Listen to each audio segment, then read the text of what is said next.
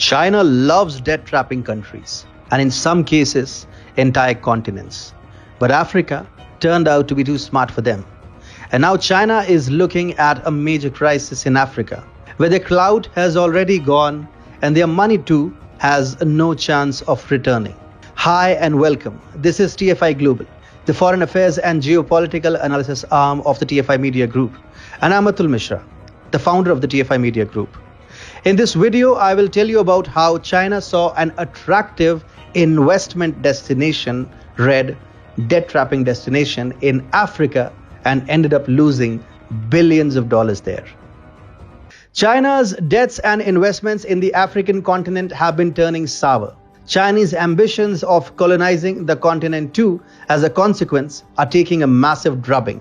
It what comes as the latest news in the backdrop of China realizing that African countries have come to know of its game plan. Investments by Beijing into the continent have been decreasing dramatically. According to a study by the China Africa Research Initiative at Johns Hopkins University, China's lending to Africa dropped by nearly 30% in 2019 after Chinese financiers stopped blindly dumping loans into African countries with debt distress. The study found that China's loans to the continent amounted to $7 billion in 2019, down from $9.9 billion a year earlier, while Chinese lending to Africa in the year 2019 dropped to a historic low. A year prior, in 2018, Chinese lending to the continent had stood at $9.9 billion. According to a report by the Financial Times, the Chinese loans to Africa database showed that in 2019, Chinese lenders shifted lending away from African countries that had recently restructured or reprofiled their debt.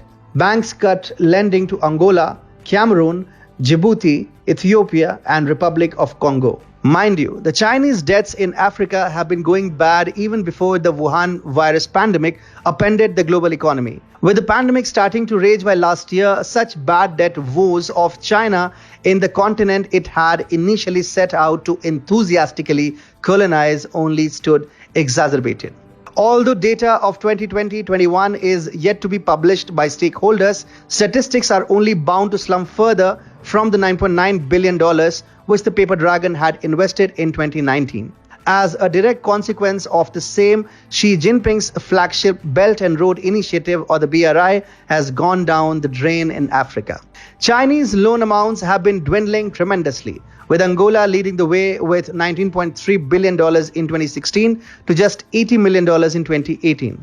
Angola also saw one of the biggest Chinese emigrations when around 40% of its Chinese population left the country. Algeria, one of the biggest destinations of Chinese loans since the turn of the century, has also seen a similar trend. TFI reported earlier how the African states were treading carefully across the Chinese debt trap policy and forced China to sign debt suspensions with 11 African nations. Backed by the rich G20 countries, the African states forced China to sign the DSSI. Interestingly, although China is retreating from countries like Angola and Ethiopia due to a bad debt crisis, its investments in countries like Ghana, Nigeria, Egypt, and South Africa appear to be continuing until 2019. This due to the fact that such countries had not sought debt relief from China. This has somehow evoked a sense of confidence in Beijing that its fortunes in Africa are not all but over just yet. However, the presumption on the part of China is short-sighted at best. The ability of countries to pay back where Chinese debts and investments seem to be continuing could go south at any time.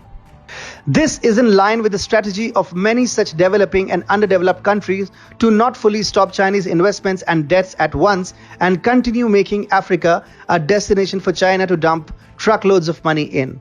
Most certainly, when the time to pay back comes, these countries too will not shy away from showing their empty pockets to Beijing, but at the same time, they have become politically aware of Beijing's debt trap diplomacy. African nations seem prepared to push back against China and to not be bogged down, as China may force them to cede important ports and other strategic assets. Then Beijing would have no choice but to offer them debt relief, since it has already set a precedent of doing so by signing the DSSI with 11 African states. Within Africa, the anti-China sentiment has been rising for quite some time now. Not only is Chinese debt in Africa turning sour, but Chinese people too are being forced to leave the continent as locals cite fears of the paper dragon swallowing a tremendous quantum of jobs in the host or recipient countries. By October 2020, almost 63,000 Chinese contractors had left Africa, with the number of Chinese workers leaving the continent rising to more than 150,000, putting the total Chinese population in Africa a million short than it was in 2013. The Africans, meanwhile, are not willing to offer their strategic assets as collateral to Chinese loans. The most recent example of the same is the Mombasa port of Kenya, which the paper dragon has been trying to usurp to further its belt and road ambitions for quite some time.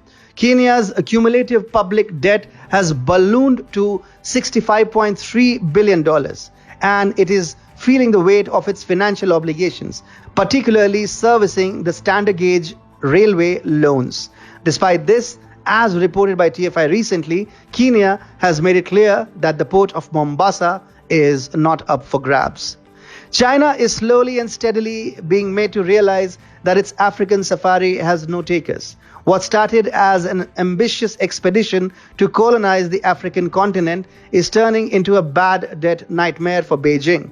China had enthusiastically set out to debt trap African countries under its Belt and Road Initiative.